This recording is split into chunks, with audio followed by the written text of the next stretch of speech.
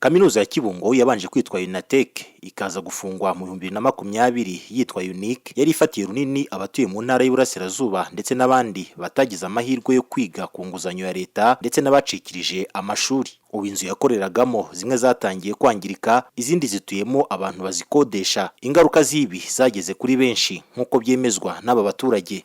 Biragoye cyane kugira ngo uzabone itiki kujyana kwiga kure. Urugero nka za YouTube urabona ko bishoboka cyane ko umuntu yajya kwiga, ariko amatike ni ikibazo. Urabona Minerval ko amatike akabura.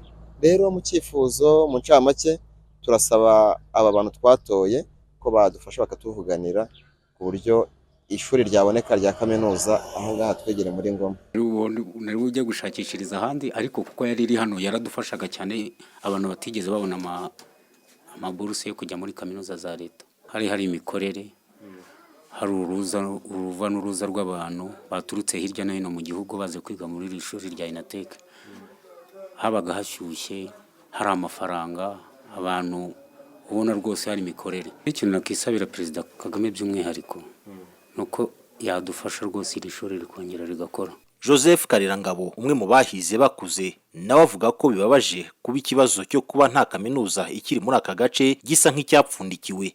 Kuko jewe narize Igifaransa n'Ikirundi kera, aho ngereye mu Rwanda nsanga Icyongereza nacyo kirakoreshwa cyane, nsanga ntahora nsobanuza abandi.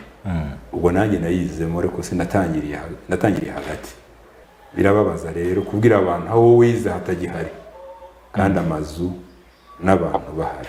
Utekereze ko uko tubivuga turi benshi, niyitagaruka yitwa UNATEC, yagaruka yitwa irindi shuri rya kaminuza gateza imbere abanyarwanda. Banamwana Bernard, Perezida w'inama njyanama y'akarere ka Ngoma, kaminuza ya UNIC yahozemo, avuga ko ari igihombo bagize. Icyakora ngo ubuvugizi burakomeje. Ubuvugizi bwo gukorwa burakorwa, haba twebwe haba abavukirwamo bari hirya no hino, kugira ngo turebe yuko hari na za initiative zimwe na zimwe zigaragara z'abashaka kuba bashobora kuba babikora. Ibyo rero nabo nibabona ko hari opportunity, hari amahirwe yo kongera imbaraga mu izo gahunda, akabazana n'amashami, ibyo byakorwa kandi nk'akarere waza twamwakira nayo. Ni ikibazo Minisitiri w'Uburezi Twagirayezu Gaspard yemereye radio na televiziyo Izuba ko kigiye gusuzumwa. Nubwo twari twakiganiraho, ariko ubwo nibiba ngombwa twabiganiraho tukareba uko abaturage nabo bafashwe. Ubwo icyo kibazo n'ubwa mbere mwamukigejejweho nka minisiteri? Yego, ubundi kaminuza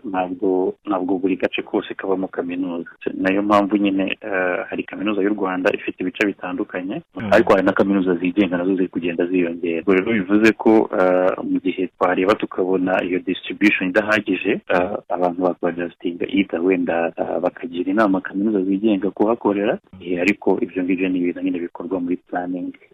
Iyo nyine abantu barebye bakabona ko hari icyo kibazo. Akarere ka Ngoma kigeze kuba karimo amashuri 4 ya kaminuza, harimo UNIC yitwaga Open University n'iy'ubuvuzi yakoreraga mu bitaro bya Kibungo. Izo uko ari 3 zarafunzwe, ubu hakaba hasigaye gusa IPRC Ngoma. Mbere yuko ifungwa, kaminuza ya Kibungo UNIC yashyize ku isoko ry'umurimo abasaga 9,000. Ikimara gufungwa, abenshi mu bayigagamo bakomereje muri UTAB, kaminuza iri mu karere ka Gicumbi. Kamarade Uwizeye mu karere ka Ngoma.